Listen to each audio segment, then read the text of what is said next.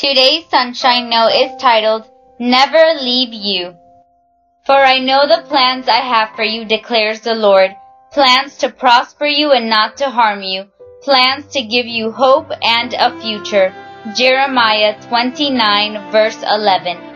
It was Tuesday, February 5, and I was on a choir trip to Greenville, South Carolina, when I had succumbed to a bad stomachache. But I felt uneasy. Something just wasn't right. My pain became so great that I had to be excused from my classes the next morning. I was sick on the couch when I heard my mom come through the door with a tone of voice that sounded down. She informed me of the death of a good friend from my freshman year. I then knew why I had felt so uneasy the night before. Tears flooded my eyes and Mom stroked my cheek while she told me about his untimely death.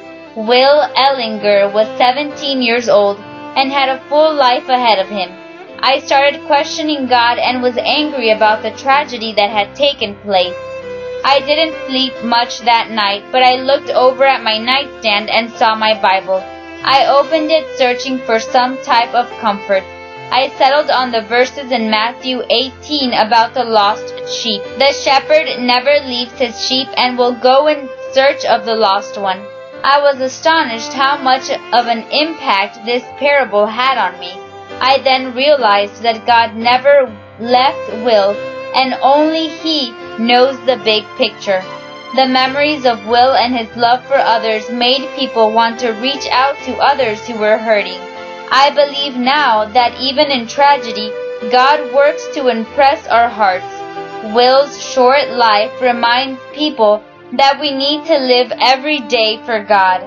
When something unexpected happens in your life, and especially when something sad or traumatic happens, remember that God did not cause it, but that He does have a plan to help you get through it. Even if you don't realize what His plan is right away, know that God can provide emotional healing and help you work through any situation.